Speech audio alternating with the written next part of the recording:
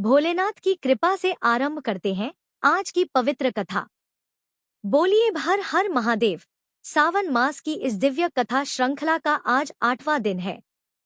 शुक्रवार जो माता लक्ष्मी और माता पार्वती की कृपा प्राप्त करने का परम पावन अवसर है। जानते हैं आज के पंचांग के बारे में। आज दिनांक है 18 जुलाई और दिन है शुक्रवार और आज सावन मास के कृष्ण पक्ष का 8वां दिन है।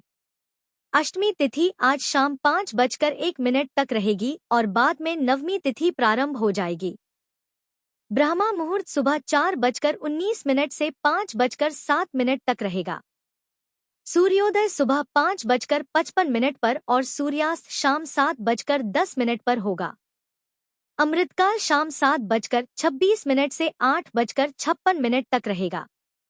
अभिजीत मुहूर्त दोपहर 12:06 से 12:59 तक रहेगा। राहु काल सुबह 10:30 से दोपहर 12 बजे तक रहेगा और आज अश्विनी नक्षत्र सुबह 2:14 तक रहेगा। बाद में भरनी नक्षत्र प्रारंभ हो जाएगा। आज हम सब श्रद्धा से ध्यान करते हैं भगवान शिव के अर्धनारीश्वर स्वरूप का, जो यह सिखाते हैं कि शिव और शक्ति का अद्वैत रूप ही सृष्टि का संतुलन है। इस दिन हम विशेष रूप से प्रार्थना करते हैं, हे अर्धनारीश्वर हमें ऐसा विवेक दे जिससे हम जीवन में धर्म और कर्तव्य के संतुलन को समझ सकें। हे मां लक्ष्मी हमारे जीवन में स्थायी समृद्धि, सौम्यता और शुद्धता का वास हो। हे पार्वती माता आप हमारे अंतःकरण को ऐसी भक्ति से भर दें जो शिवमय और निर्मल हो। अगर हमारे व्रत पूजन या कथा श्रवण में कोई भूल हो जाए तो उसे क्षमा करें और अपनी करुणा से हमें पुनः योग्य बनाएं। सावन मास का यह अष्टम दिवस स्त्री पुरुष के भीतर की शक्ति और चेतना के सामंजस्य को समझने का और ईश्वरीय प्रेम में स्वयं को अर्पित करने का सुनहरा अवसर है। आप सभी श्रोताओं से आग्रह है कि कथा श्रृंखला के अंत तक जुड़े रहें और वीडियो को लाइक, कमेंट और शेयर अवश्य करें ताकि अधिक से अधिक लोग शिव कृपा का अनुभव कर सकें। हर हर महादेव। आज के पंचांग की जानकारी आपको इस वीडियो के अंत में मिलेगी। आज का महात्म्य शुरू करने से पहले आपको सुनाते हैं भगवान शिव के वाहन नंदी बैल की कथा। पूर्व समय में शिलाद नामक एक धर्मात्मा मुनि ने अपने पितरों के आदेश से मृत्युहीन और अयोनिज पुत्र की कामना से भगवान शिव की कठोर तपस्या की। शीघ्र प्रसन्न हो जाने वाले भगवान महादेव उनके तप से प्रसन्न हुए और साक्षात प्रकट होकर उनसे वर मांगने के लिए कहा। भगवान ने कहा, ऋषिवर मैं तुम्हारी तपस्या से प्रसन्न हूँ, वर मांगो। तब शिलाद मुनि बोले, भगवान यदि आप मेरी तपस्या से प्रसन्न है तो यह वर दीजिए कि मुझे आपके समान ही मृत्युहीन अयोनिज पुत्र प्राप्त हो। तब भगवान शिव ने कहा, है तपोधन विप्र हालांकि मैं जगत का पिता हूँ तो भी मैं तुम्हारी तपस्या से प्रसन्न होकर कहता हूँ कि मैं तुम्हारे अयोनिज पुत्र के रूप में अवतार लूंगा और उस अवतार में मेरा नाम नंदी होगा। ऐसा कहकर भगवान शिव अंतर्ध्य हो गए। कुछ समय बाद यज्ञवेताओं में श्रेष्ठ शिलाद मुनि यज्ञ करने के लिए यज्ञ क्षेत्र जोत रहे थे कि उसी समय उनके श्वेत बिंदु यानी पसीने की बूंद से एक पुत्र उत्पन्न हुआ। वह बालक सूर्य के समान प्रभावशाली, त्रिनेत्र, जटा, मुकुटधारी, त्रिशूल आदि से युक्त तथा चतुर्भुज रुद्र के रूप में मुनि दिखाई दिया। उसे देखते ही शिलाद मुनि को तो बड़ी प्रसन्नता हुई और वे उस बालक को अपनी कुटिया में ले गए, जहां जाकर बालक ने साधारण मनुष्य का रूप धारण कर लिया। मुनि अब बड़े ही प्यार से उसका पालन पोषण करने लगे। उन्होंने उसके जात कर्माद संस्कार करवाकर उसका नाम रखा नंदी। वह बालक 5 वर्ष की आयु तक सभी वेदों और शास्त्रों का ज्ञाता हो गया। 7वां वर्ष पूरा हुआ तो वहां 2 मुनि मिलने आए।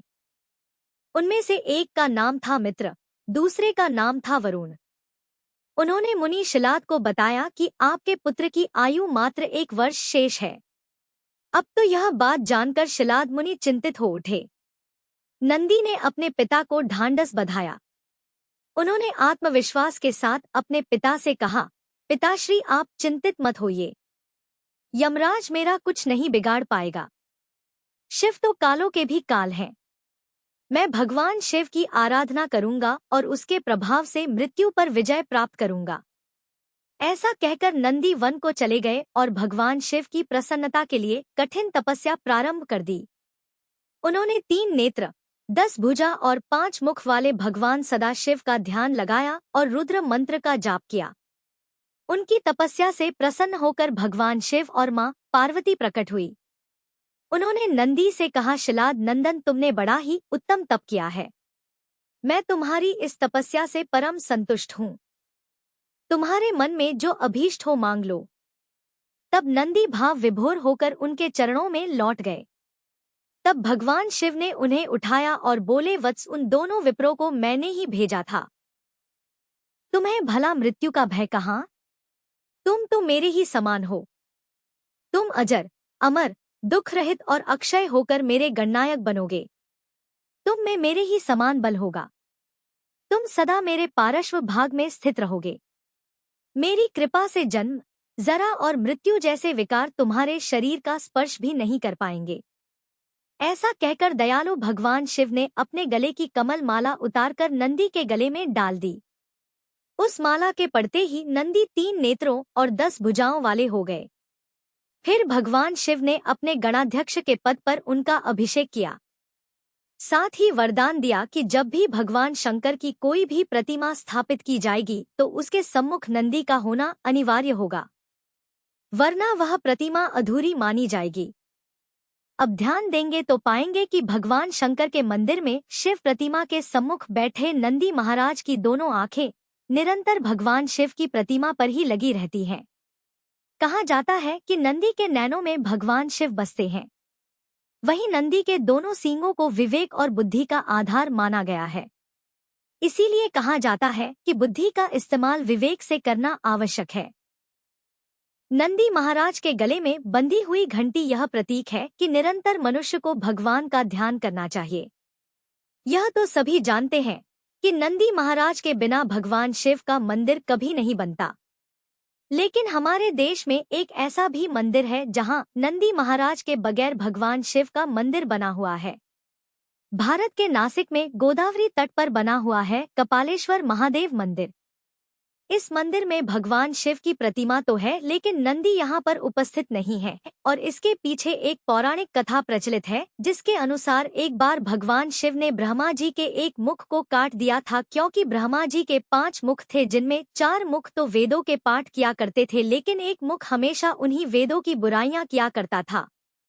यही वजह है कि भगवान शिव ने ब्रह्मा जी के उस मुख को काट दिया था। हालांकि इस कृत्य के लिए शंकर जी को ब्रह्मा हत्या का भी दोष लगा था और इसी दोष को दूर करने के लिए भगवान शिव इधर उधर भटक रहे थे। एक बार भगवान शंकर सोमेश्वर पहुंचे, जहां उन्हें एक गाय के बछड़े ने बताया कि गोदावरी नदी के तट पर स्थित रामकुंड में स्नान करने से ब्रह्मा हत्या के दोष से मुक्त हुआ जा सकता है। तब भगवान शिव ने बछड़े के कहे अनुसार रामकुंड में स्नान किया और इस प्रकार उन पर लगा ब्रह्मा हत्या का पाप दूर हो गया। भगवान शिव ने उस बछड़े को अपना गुरु मान लिया और बछड़े के रूप में नंदी जी ही महाराज शिव जी के सामने प्रकट हुए थे। उस समय शिव जी ने उन्हें अपना गुरु मान लिया था। यही कारण है कि जब कपालेश्वर मंदिर का निर्माण हुआ तो भगवान शिव ने उस मंदिर में नंदी महाराज के सम्मुख बैठने से मना कर दिया, क्योंकि वह उनको अपना गुरु मान चुके थे। यही कारण है कि नासिक कपालेश्वर मंदिर में भगवान शिव की प्रतिमा तो है, लेकिन नंदी महाराज इसमें स्थापित नहीं है। ऐसा विश्वास है कि यदि कोई मनोकामना नंदी बैल के कानों में कह दी जाए तो वह मनोकामना बहुत शीघ्र पूर्ण हो जाती है, क्योंकि नंदी बैल को भगवान शिव का कोतवाल माना जाता है और हमारी मनोकामनाएं भगवान शिव तक नंदी बैल ही पहुंचाते हैं। इसलिए कभी भी भगवान शिव की पूजा करने के साथ साथ नंदी बैल की पूजा भी अवश्य करनी चाहिए। ये थी नंदी बैल की कथा। अब सुनिए आज का महात्म्य। महादेव जी कहते हैं, सोमनाथ के दक्षिण भाग में त्रिभुवन विख्यात पद्मक नामक तीर्थ है, जो सभी पापों का नाश करने वाला है। पहले सोमेश्वर के समीप क्षर कराकर अर्थात शुद्धि कराकर मन ही मन मेरा ध्यान करते हुए उस तीर्थ में अपने केश डाल दें। उसके बाद फिर से स्नान करें। मनुष्य जो कुछ भी पाप करता है वह सब उसके केशों में अर्थात बालों में स्थित होता है। इसलिए केशों को अवश्य ही तीर्थ में फेंक देना चाहिए। सौभाग्यवती स्त्रियों को चाहिए कि वे सब केशों को हाथ से पकड़कर अग्रभाग की ओर से 2 अंगुल कटवा दें। उनके लिए मुंडन की विधि नहीं है। मुंडन और स्नान के बाद देवताओं और पितरों का तर्पण करें। सभी तीर्थों में मुंडन और उपवास की विधि है। जो पर्व का दिन छोड़कर और किसी समय प्रभास क्षेत्र में बिना मंत्र के स्नान करता है, वह उसका पुण्य फल प्राप्त नहीं कर पाता। बिना मंत्र के, बिना पर्व के और बिना क्षौर कर्म किए समुद्र जल का स्पर्श नहीं करना चाहिए। निम्नांकित मंत्र का उच्चारण करके सागर के जल का स्पर्श करना उचित बताया गया है। मंत्र है ओम नमो विष्णु गुप्ताय विष्णु रूपाय ते नमः सानिध्य भव देवेश सागरे लवणाम भसी अर्थात हे समुद्र देव, आप भगवान विष्णु से सुरक्षित हो, आपको नमस्कार है, आप साक्षात श्री विष्णु के स्वरूप हो, आपको नमस्कार है। हे देवेश्वर, हे विष्णु, आप इस क्षर सागर के जल में मेरे समीप स्थित रहें। ऐसा कहकर तीर्थ सेवी मनुष्य नदीप्ति समुद्र के जल में स्नान करें। फिर श्रद्धा युक्त होकर तिल मिश्रित जल से देवता, मनुष्य और पितरों का तर्पण करें। सहस्त्रों जन्मों में मनुष्य जो भी पाप करता है उसे एक बार समुद्र के जल में बहाकर नष्ट कर देता है। ब्रह्मा जी ने समुद्र से कहा है कि सागर जब तक लोक में तुम्हारी स्थिति रहेगी, जब तक आकाश में सूर्य, चंद्रमा और नक्षत्र बने रहेंगे, तब तक पूर्वज तुम्हारे खारे जल के अमृत से तृप्त होंगे। जो मनुष्य शुद्ध चित्त होकर प्रतिमास तुम्हारे जल में स्नान करेगा उसे प्रतिदिन पुंडरीक यज्ञ का फल मिलेगा। श्री सोमनाथ और समुद्र के बीच की भूमि में जिनकी मृत्यु होगी वे पापी भी हो तो भी निष्पाप होकर स्वर्ग लोक में जाएंगे। महादेवी समुद्र के भीतर 5 करोड़ शिवलिंग हैं, जिन्हें समुद्र ने इस मनवंतर में अदृश्य कर दिया है। इसी प्रकार वहां अग्निकुंड तथा पद्म सरोवर भी हैं, जो इस मनवंतर में समुद्र जल से ढक गए हैं। दक्षिण की ओर चक्र तथा मैनाक के मध्य भाग में 100 धनुष लंबा चौड़ा स्वर्णमय कुंड है। सोमनाथ से दक्षिण 100 धनुष की दूरी पर वह स्थान है। उत्तर मानस से पूर्व जहाँ कृत स्मरदेव है, वहां तक उनकी सीमा है और यह गुप्त स्थान है। महादेव जी कहते हैं, देवी इस प्रकार विधि पूर्वक स्नान करके समुद्र को अर्घ दें। गंध, पुष्प, वस्त्र और चंदन आदि से उनकी पूजा करें। इसके बाद तर्पण करके भगवान कपर के समीप जाएं। उनकी भी पुष्प, धूप, गंध तथा वस्त्र द्वारा भक्ति पूर्वक पूजा करें। गणा नाम त्वाम इत्यादि मंत्र पढ़कर उन्हें अर्घ निवेदित करें। इसके बाद सोमनाथ जी के समीप जाएं। उन्हें विधि से स्नान कराकर शतरुद्र का जप करें। रुद्र पंचांगों का तथा अन्यान्य रुद्र संगीताओं का भी जप करना चाहिए। दूध, दही, घी, मधु तथा इक्षु रस से सोमेश्वर को स्नान कराकर उनके अंगों में कुमकुम का लेप करें। उसमें कपूर, खस और कस्तूरी को भी मिलाए रखना चाहिए। इसके बाद सुगंध युक्त चंदन और फूलों से पूजा करें। नाना प्रकार के धूप निवेदित करके उन्हें वस्त्र से ढक दें। इसके बाद उत्तम नैवेद्य अर्पित करें और इच्छा अनुसार स्तुति करें। साष्टांग प्रणाम करके गीत वाद्य आदि का आयोजन करें। धर्म कथा सुने और भगवान की परिक्रमा करें। इसके बाद ब्राह्मणों, तपस्वियों, दीनों, अंधों, कंगालों और भिक्षुओं को अपनी शक्ति के अनुसार दान दे। उस दिन उपवास करना चाहिए। जिस दिन पहले पहले मनुष्य सोमनाथ का दर्शन करे, उस तिथि को 1 वर्ष तक भक्ति पूर्वक उपवास करें। ऐसा करके मनुष्य अपने जन्म का फल पा लेता है, पिता और माता के कुल का उद्धार कर देता है। सोमनाथ का दर्शन करने से सब पापों का नाश हो जाता है। इसलिए 7 जन्मों तक कभी भी दुख, दरिद्र और दुर्भाग्य की प्राप्ति नहीं होती। सोमनाथ जी के प्रति भक्ति बढ़ती है। पहले दूध से स्नान कराकर फिर जल से स्नान कराना चाहिए। जो मनुष्य मध्याह्न काल में और संध्या के समय सोमेश्वर शिव की आरती का दर्शन करते हैं, वे फिर इस संसार में दोबारा जन्म नहीं लेते। पार्वती जी ने पूछा, भगवान प्रभास क्षेत्र में सरस्वती नदी कहाँ से आई है? कृपया बताइए।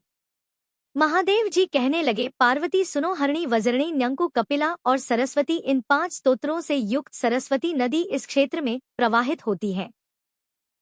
एक समय देवाधिदेव भगवान विष्णु ने सरस्वती जी से कहा, कल्याणी तुम पश्चिम दिशा में क्षार समुद्र के समीप जाओ और बड़वानल को वहीं ले जाकर डाल दो।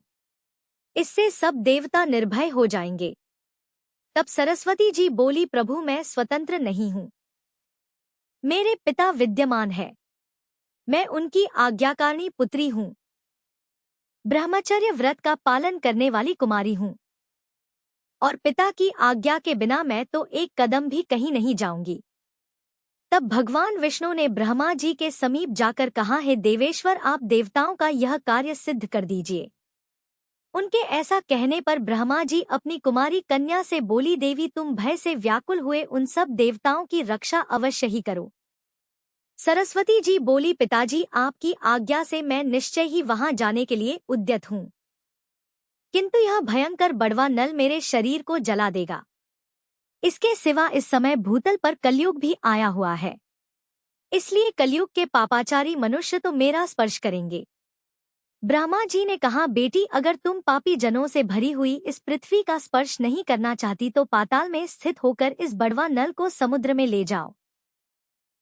जब बड़वा नल का ताप अधिक हो जाए तब पृथ्वी फोड़कर प्रत्यक्ष हो जाना और पूर्व वाहिनी होकर प्राची सरस्वती के नाम से विख्यात होना। महादेव जी कहते हैं, श्री ब्रह्मा जी का यह आदेश पाकर सरस्वती जी अपने तेज से संपूर्ण जगत को प्रकाशित करती हुई चलने लगी। उस समय अपने पीछे आती हुई गंगा जी से सरस्वती ने कहा, सखी अब मैं पुनः कहाँ तुम्हारा दर्शन करूंगी।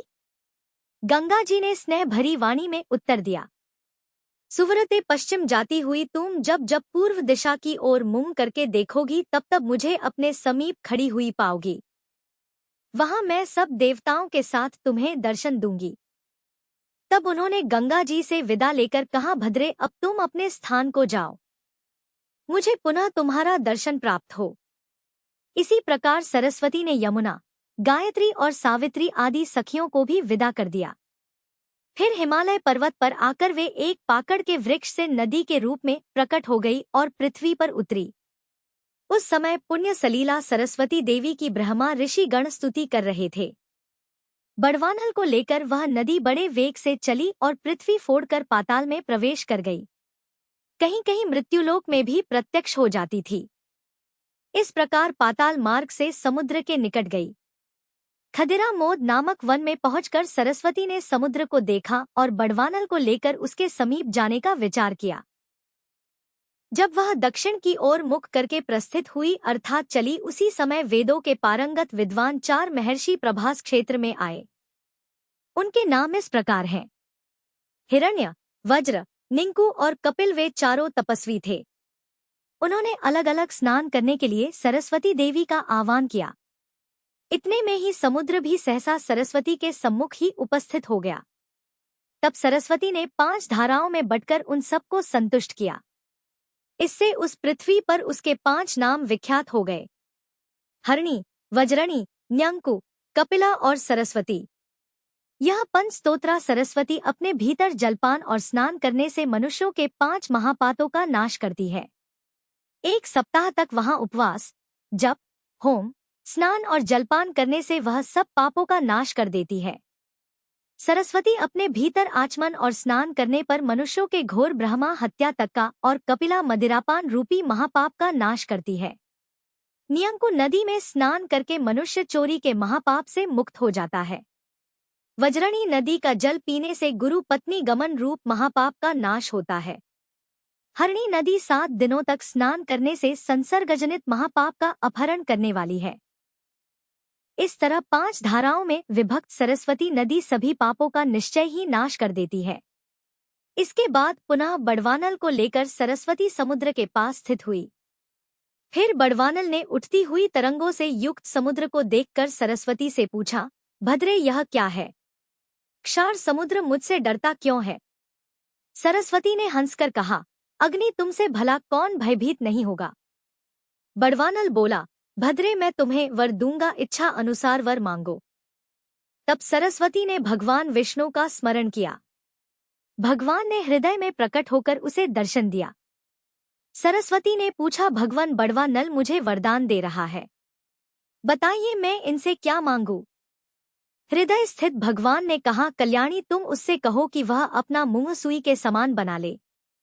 तब सरस्वती देवी ने उससे कहा, बड़वानल तुम सुई के समान मुंह बनाकर समुद्र का जल पीते रहो। उसके ऐसा कहने पर बड़वाल ने सुई के समान छिद्र वाला अपना मुंह कर लिया।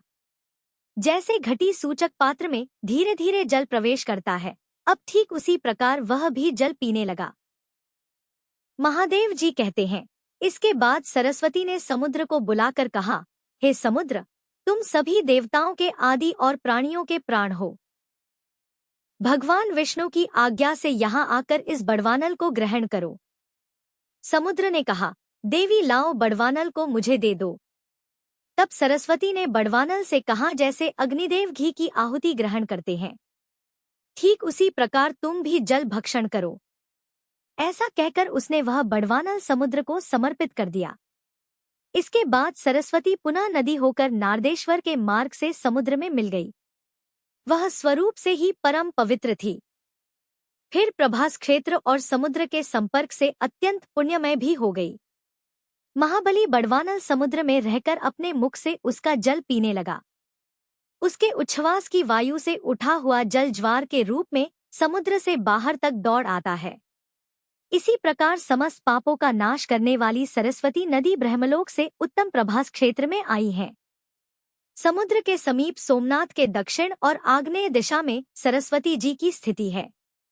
पहले अग्नि तीर्थ में स्नान करके मनुष्य विधि पूर्वक सरस्वती जी का पूजन करें। वहां ब्राह्मण दंपत्ति को भोजन कराकर उन्हें पहनने के लिए वस्त्र दें। इसके बाद कपदीश्वर की पूजा करें। पार्वती, इस प्रकार यह सरस्वती नदी के प्रकट होने का वृतांत मैंने तुमसे सुनाया है। महादेव जी कहते हैं, प्रभास क्षेत्र में सरस्वती नदी स्वर्ग लोक की सीढ़ी के समान स्थित है। प्राचीन सरस्वती सर्वत्र दुर्लभ है, किंतु प्रभास, कुरुक्षेत्र और पुष्कर में उनका दर्शन विशेष दुर्लभ है। अग्नि तीर्थ के समीप सरस्वती बहती है। जो पहले उनका पूजन करता है वह तीर्थ के फल का भागी होता है। सागर तीर्थ भी पापों का नाश और पुण्य की वृद्धि करने वाला है। उसके दर्शन से ही महायज्ञ का फल मिलता है। अग्नि तीर्थ में स्नान करके क्रमशः सरस्वती, कपदीश्वर, केदारेश्वर, भीमेश्वर और सोमेश्वर देव का विधि पूर्वक पूजन करके बाल रूपधारी ब्रह्मा जी की पूजा करें। इसी प्रकार शैवी यात्रा बताई गई है। जो मनुष्य भोजन करके या बिना भोजन किए दिन में या रात में चंद्रभागा, गंगा और सरस्वती इन तीन नदियों का जल पीते हैं, वे देवता के समान हैं। जहाँ प्राची सरस्वती बहती है वहाँ काल, अग्नि और यमराज का भय भी नहीं होता।